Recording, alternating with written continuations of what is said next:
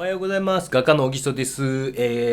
今描いている絵を少しお見せしておきますけども、今日の動画はというと、アクリル絵の具でこちらの森を描きました。どうでしょうかね。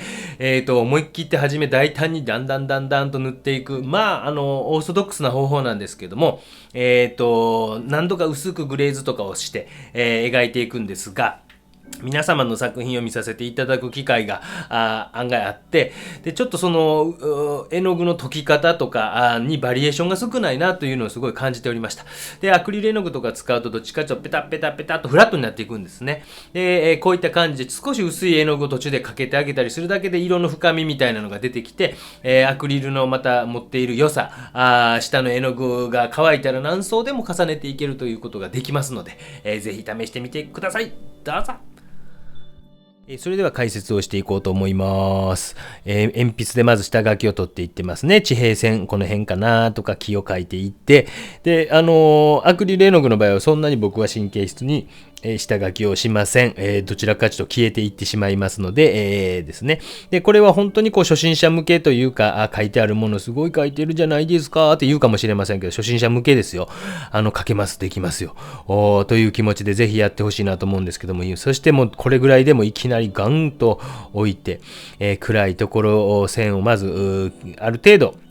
形が消えないように、ゴンと置いていきながら、少しずつこうですね、この辺かなと、もう一回鉛筆の下書きに対して再確認しながら、ここに太い線がありますよとかっていうのを書いていっておきました。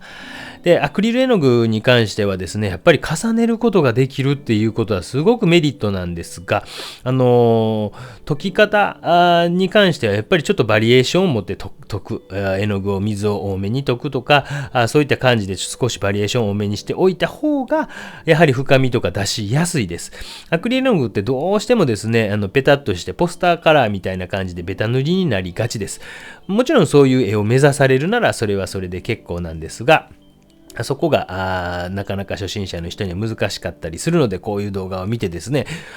まず形をとってそこを消えんようにまず暗い色で、これは青と茶色みたいな混ぜた色で、形をもう一回取り直しているんやなと、もうちょっとこう細かく描いていっているんやなということが分かればと思います。これ東北の方の山の中なんですね。すごくこう静かな森の中で、案外こういう景色ってどこにでもあったりしますよね。木の種類に関しては違えど、こういうシダとかですねが生えていて、そして水をたっぷり、もうちょっと乾く前に塗ってしまいましたが、水をたっぷり塗りました。水をたっぷり塗りまして、たっぷりそういう森を描いて、静かな森を描いてあげようかなと思いました。静かにこう描くためにはペタとして鮮やかにというよりは深みを持った。そしてこう暗いところのなんとなく影とか大きな作りとして、この辺全体が暗いなとかっていうとこうプルシャンブルーみたいな、フタロブルーみたいなのとグリーンみたいなのを合わせてわーっとボケていきますよね。やっぱ画材に関してはいろんな画材があるんですけども、それぞれの特性はやっぱり生かされていけばいいんじゃないかなというふうに思います。で、暗い色どんどんと置きながらですね、書いていきます。で、今回はこうグロスポリマーメディウムというのはちょっと使います。でもそれなくてもある程度までいきますので、ちょっと水が足らんようになったらこういう100円ショップの霧吹きとかを使われてみてください。なんか変な雑談でもしましょうか。なんかありますかね。風景画。もう私が初めて風景画を描いたのは大学3年生の時なんですけども、イタリアに旅行に行って、そこでですね、40日間中、パリ、フランスにもちょろっといたんですが、ほとんどイタリアの方に行っていたんですね。で、そこでですね、サンジミニアーノという町、塔が立っている町なんですが、そこに行って、塔の上から写真撮ったらすごくいい感じやなということで、それを絵にするように帰ってしました。それが大学3年生21、2歳の時なんで、それが初めて描いた風景画。その次はペルージャという町を描いたんですね。ペルージャという町は当時、1998年ですね。今から20何年前ですかよ、わかりませんが、23年、4年前かなですね。ちょうど中田選手という人が、もっとかまあいいや。ペルージャというところに、日本人初ではなかったのかな。その前にカズさんが行っていたか、その前に分かりませんが、要はセリエ A というところにですね、移籍をするということで、ペルージャという町に行って、僕はたまたまその町に遊びに行ってた時に、の朝にですね、中田が新聞報道で、イタリアのカゼッタ・デル・スポルトみたいな、よく分かりませんけどね、そういうのに載っていて、僕、日本人を見ると、中田と言われましたもんね。なんかすごいなと思います。そしてちょっとずつ白を入れ出しました。大きくですね、本当に下の線描みたいなの消えてますもんね。で、その後も風景画も描きますし、人物画も描きますし、生物画も描きます。自分のキャリアとしてはですね、生物画からスタートしてるんですね。モチーフを見ながらずっと描いていたのが大学の1年生、2年生ぐらいまではそんな感じでした。家でですね、かぼちゃを描いていたらどんどん腐ってきたりとかですね、変なモチーフで言うとですね、豚さんの、ちょっと白向きでバンと置きましたね。白と、黄緑色みたいな色ですね。豚さんの骨を買って、上野のアメヤ横丁、これ皆さん東京の方に行かれたらですね、アメヤ横丁というセンタービルというのがちょうどあるんですね。アメヤ横丁の中に真ん中あたりにセンタービルで、そこの地下、今もだと思うんですけども、アジア料理店みたいなアジア料理の食材が売っているところがあるんですよ。で、そこ、へんてこりなもん売ってんなっていうので、誰かから教わってですね、小木曽君そんなん見に行ってみたら、ということで行ってみたら、例えば、豚の頭が売ってるんですよ。うわ、面白いなぁ、なんていうことでですね、そんな、ちょっと明るい色かけ、今日雑談多くなりそうですね。で、豚の頭をですね、ビニール袋に入れて持ち帰ったんですが、その時ちょっと猟奇的な事件とかが起きていた時だったんで、1998年、9年ぐらいですね。すごい満員電車、常磐線と呼ばれる電車に乗って帰ったんですが、みんな周りからわーっと人がいなくなりました。ゴミ袋から若干ね、赤いものがにじみ出ていたと。で、家に持って帰って、そのまま寝ずに頑張って書いてたんですよね。確か2日間寝ずに書いて、そしたらやっぱり若干ですね、傷んできた豚の頭さんをグツグツ煮て、骨を取り出したということもしたりしてました。そして明るい色を置いていきます。全体で進めていってますね。これちょっと皆さんできるようになるといいんですけど、全体で。細かい描写からぐーっと描いていかれる方もいますけども、屋外とかでスケッチで描かれる時なんかっていうのは絶対こういう全体で描かれていった方が現場の雰囲気とか臨場感みたいなのを残すためにはすごくいいんじゃないですかね。で、それ以外には例えばモチーフで豚の頭もあれば鳩とかですね。鳩が頭付きで売ってるんですよね。平和の象徴というて上野公園の中にいっぱいおる鳩なんですね。うわ、食べるもんなんやと思ってですね、すごい食の異文化みたいなのも面白いななんて思いました。そして明るい色をぐんと置いてですね、この辺かな、この辺かなという感じでですね、細い線とかも使いながらですね、置いていってます。で、豚の頭であるとか鳩であるとかそんなものを描いている時期もありました。もちろんね、売れることもない絵ですけども、なんかですね、人間っていうのはもうこういうものも食べているんだな実はみたいなことを表したくて、そういうモチーフも描いた時期もありましたが、風景画に関してはなんか理由付けがなかなか難しくて、ただすげえ綺麗やったからとかっていうのでですね、本当に鬼好評で目的持ちなさいなんか散々言うてるくせにですね、実はあんまり理由付けがないんですね。で、なんとなくでも自分がなんで好きなのかなとかっていうことを細かい描写に少しずつ入っていってますね。でも大まかにですけどね、だいたいこの辺にシダあるかなとか。で、理由付けみたいなのなかなか考えつかなかったんですが、大学の4年生の頭ぐらいの時に海外旅行に行った、前後ちょっともうその時期よく覚えてないですけど、東京芸術大学っていうのは古美術研究旅行というのに行くんですよ。これすごくいいんですよ。奈良県庁の裏にその宿泊施設が結構しっかりいいのがあって、でですね、私その時、奈良県出身やったんですけども、みんなで大学60人中30人ぐらい、半数ずつぐらいのグループに分かれていくんですけども、今グレーズしてます。これきれいな水を置きました。乾いた後にきれいな水を置いて、また薄い、要は下の水を使いながら、ここを見せたかった、失敗した。すいません、雑談がひどいですね。で、それによってですね、薄い絵の具、下の水と相まってですね、薄くなるわけですよね。ベタ塗りじゃなくて、何言ってるか分かりますか？分からんぞ、おっさんうるさいぞって感じかもしれませんけども、また古美術研究の話に戻るんですけども、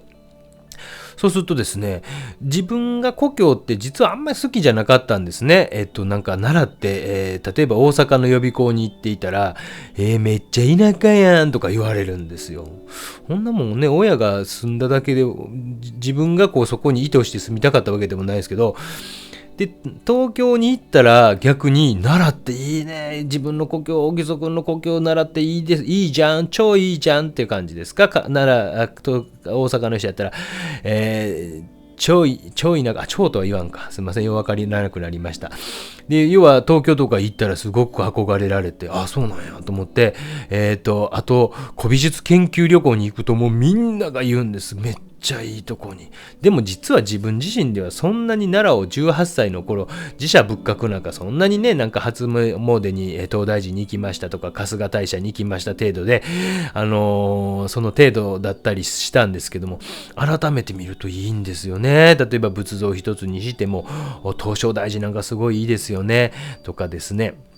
法隆寺の僕は近くに住んでいたんで、の横の町、王子町という王様の寺で、住所に大使ってついたんですね。もうここまで個人情報言うていいんかって話ですけど、もう実家もないから言うてるんですよ。で、王子大使って聖徳太子の大使なんですね。っていうところに、もうベッドタウンですけども住んでいたんで、改めて見たら、あ、そうか、古いもんとかの美しさみたいなのに気づけたっていうのもあって、なんかイタリアとかのこう古い壁、屋根とかを描くのが面白いというのもあって、で、プラスこうなんていうか、奈良じゃ描けようって話で、奈良何度か描こうとも、細かい描写が入ってきましたね。何度か描こうとはチャレンジしたんですよ。でもですね、やっぱりですね、街の中にあるなんかネオン的なもんとか、なんていうんですか、看板的なもんとか、でもやっぱイタリアとかで行くとそういう色をね、規制がしっかりされているからですね。っていうことで、なんか古いものとかに美しさを感じたり、絵の具の物質感ですね、なんか描いては削り、なんかしてとかっていうこととかができるというかですね、そういうこう古いものとかに美しさを感じて、面白さを感じて風景が描くようになっていったっていうのが経緯で、今半分ぐらいは風景が描いてますもんね。で、どっちかというと日本の風景あんま描いてなかったんですけど、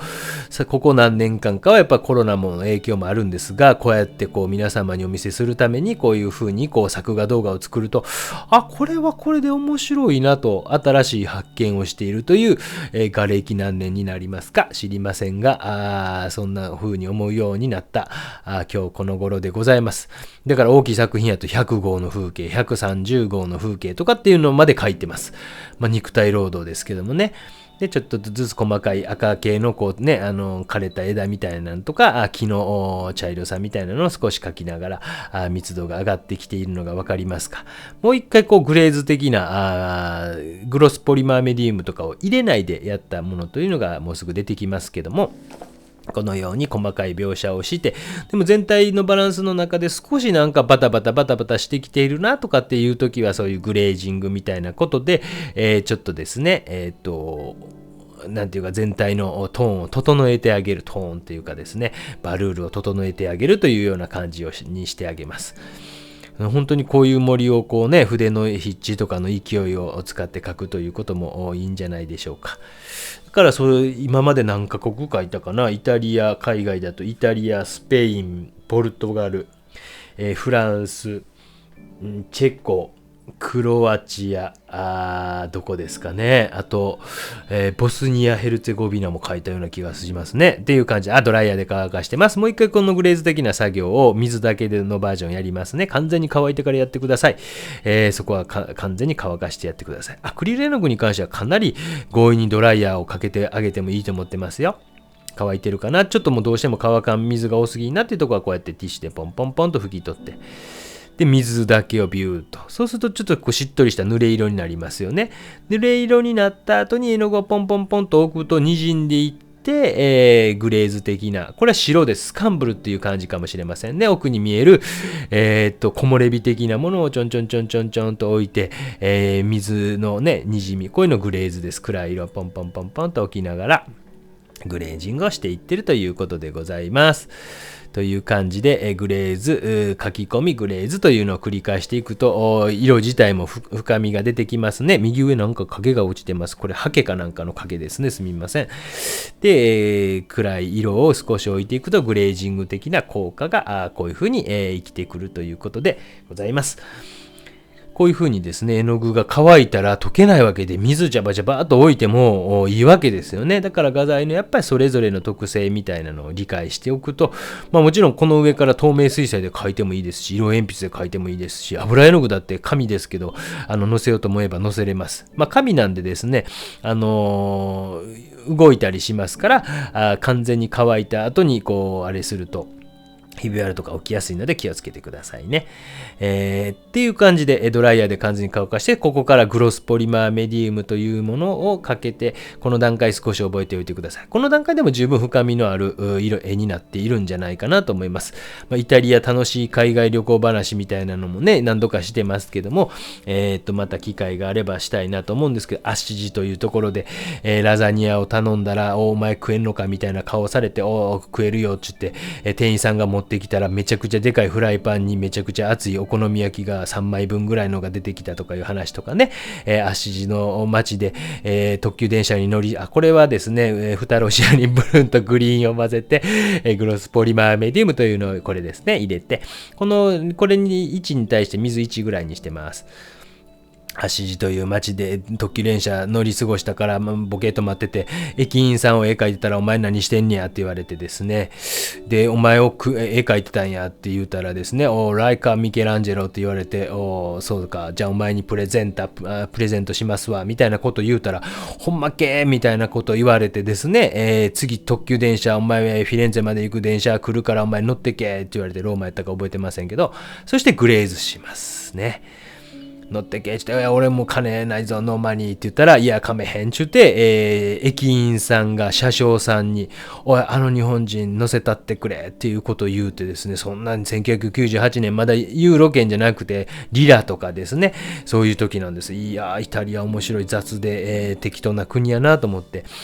カマンカマンって乗せてもうたんですけどね、もう本当、駅員さん、車掌さんが切符のチェックに来るときはドキドキしましたもんね。もちろんイタリア語喋れませんからね。そして、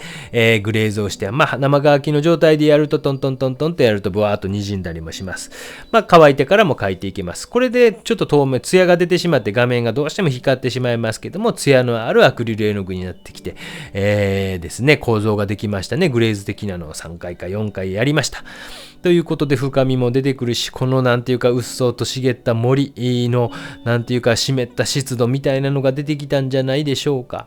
ね、誰も踏み入れない森を描いてみたという、十和田湖界隈ですね、これはね。というものでございます。青森の方とかに取材に行った時に撮っておいたやつですね。だから写真なんかも皆さんね、いろんな海外とか行かれて、なんか何々ちゃん記念撮影しようとかっていう感じの写真ももちろんいいんですが、ね、いろんなとこ見渡してみたら、絵になるとかね、旅行行っても本当にメインとなるところだけ目指すんじゃなくて、その辺の道端を見てるだけでもこんな風な景色が実はあるんですよ。で、それも絵にできますからね、もう私たちの生活は忙しいです。アーティスト、芸術家、絵描きという職業は忙しいです。ね、いろんなものに興味が行かないといけない。行くことによってね、それを描くということができる。そしてそれを見てくれた人が感動してくれることもある。喜ばれる。なんて素晴らしい仕事だとは思いませんか。そのためには、もちろん多少の技術とかもあっていいと思うんですね。私は技術があった方がいい。技術なんかいらないんだっていう教育が僕の学生時代実はあったんですよね。コンセプト、要は何を書いてるか、どうしたいか、何を書いてるかっていうのが大事で、技法なんて必要ないっていう先生方もおられたのは事実です。いやでもなんか下手やと説得力ないんちゃうんとかって僕は思っていた人で、やっぱりまず引きつけるためには最低限の技術、最低限ですよ、あった方がいいと思っている派です。それはもうそれぞれの考え方があっていいんですよね。いろんなのがあるっていうことが面白いということで、日本人というのはすごく勤勉な民族だと私は思っているんですね。だからこういう動画を作っていくと皆様にとって一生懸命学ぼうとしてくれて、そうすると技術的な部分、こういうことでこうなるんだな、こうやって深みが出てるんだな、アクリル絵の具っていつもマットになっちゃうけども、こういうことをやるとこう深みが出るんやなとかっていうこととか、解き方が先生にいつも同じようなベタベタ同じように解いているって言われるからとか、これちなみにアクリルガッシュでもいいですよ。何色かガッシュが入ってます。ただそれを水で多く溶いたら透明感のあるような感じになるので、別にアクリルガッシュでもいいです。正直どれがアクリルでどれがアクリルガッシュかなんか全く私興味ないです。で、白はちょっとジェッソも使うこともあれば、これはチタニウムホワイトが多かったと思うんですが、そんな感じで、皆様にとって、良い、週末に、良い、のですね、どう週末に公開しているか分かりませんが、ぜひぜひ参考に今後も制作を続けてください。楽しみに待ってます。頑張ってください。ではでは。